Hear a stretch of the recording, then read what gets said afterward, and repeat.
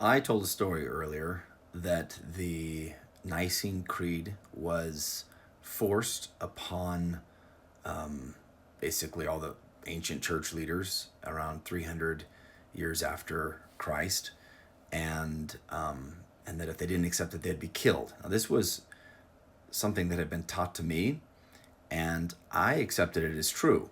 So I was questioned on this after I posted a video about it, and I've been doing some research on it, and here's what I discovered. There is no credible historical evidence that church leaders were forced under penalty of death to accept the Nicene Creed at the First Council of Nicaea in 325 AD. Now, do I automatically believe everything that AI says? I don't. However, I do think that they have access to a lot more research.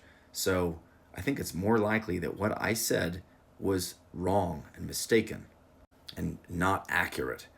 And I apologize for that. So I'm going to look up what is accurate.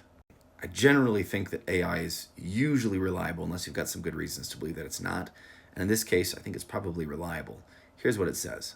It says the Council of Nicaea was called by Emperor Constantine. Constantine, who had recently legalized Christianity with the Edict of Milan, 313 AD, convened the council primarily to settle the Arian controversy, a debate over whether Jesus was of the same substance as God the Father. The main outcome was the Nicene Creed. This creed affirmed the divinity of Christ, which is something that we all believe, stating that he is begotten, not made, being of one substance, homoousis with the Father. Bishops who disagreed, so there were people that disagreed here, they were exiled, not executed, which is something that I said earlier, and I apologize for that. It looks like that's inaccurate. Arius and a small number of bishops who refused to sign the Nicene Creed were banished, not killed. Exile was a common imperial punishment at the time for those considered to be disturbing religious or political unity. No reliable ancient sources record executions for refusing the Nicene Creed. Historical records from contemporaries like, I can't say that name or that, and Socrates mention disagreements and exiles, but not death sentences. So where does this come from? I didn't make it up. I heard it was passed on to me, and this looks like where some later critics of the Council of Nicaea, especially during the Reformation or in anti-Catholic rhetoric, may have exaggerated the council's coercive nature. These claims sometimes appear in fringe conspiracy theories, but are not supported by primary historical documents. So there you have it. I goofed up, and I'm sorry.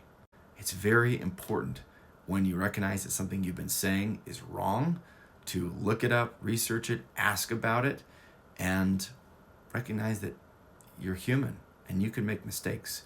Sometimes hearing something and passing it on can be just about like telling a lie, and that's not right. And what it's done is it's put negative light on the Catholic Church, and that's not kind, it's not fair, and I'm sorry for doing that. Most all Catholics I've ever met have been wonderful and good people, and I'm sorry for spreading this misinformation, and I'll try to do better in the future. I think one of the reasons why I believed this myth so readily was because of other historical things I had read about the Catholic Church. The Crusades that resulted in deaths of hundreds of thousands, possibly over 1 million across multiple crusades, the Inquisitions of the 12th and 19th century, the witch hunts in the 15th to 18th century, colonial missions and forced conversions. And this is one of the things where I really believed it here was these forced conversions, forcing someone to accept concepts like the Nicene Creed. The way that I see it, though, all of this stuff was in the past. The Catholic Church doesn't do this kind of stuff at all anymore, nothing even close to this. A lot of religions have really messy histories. There's some things in my own church history that I'm not super excited about either. Maybe not on this level, but things that I don't like at all.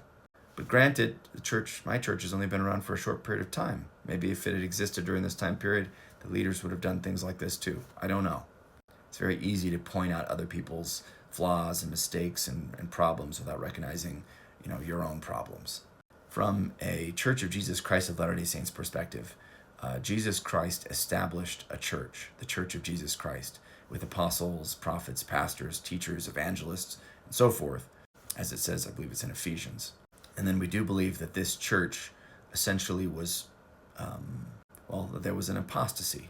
I think it's in Thessalonians where it says, the coming of Christ will not happen until there's a falling away first. We believe that falling away was an apostasy. Then we think that there was a Reformation, which happened with the Protestants and a lot of the founding of America and this sort of thing. Then we believe there was a full restoration. Now, this doesn't mean that I think that all the Catholics are bad people or all the Protestants are bad people or anything like this. Similar as most Catholics and Protestants believe that the Restorationists, the Church of Jesus Christ of Latter-day Saints, are mistaken or wrong or belong to the wrong church or whatever. We believe the same thing in return. To be honest with you, though, I think less important than belonging to the right church is that you're following Jesus Christ's teachings. I think sitting down in the right church or being raised in the right church or being convinced logically of the right church is less important than doing the right things. This means repenting when you do something wrong, following the teachings of Jesus Christ to the best of your ability, to do unto others as you would have them do unto you, to keep the 10 Commandments, and to follow your conscience, that light of Christ inside of you that helps you know what's right and what's wrong. Where you happen to sit on Sunday or whatever your social group is that happens to persuade you of whatever church is more correct or more accurate than whatever other church is secondary to these things, in my opinion.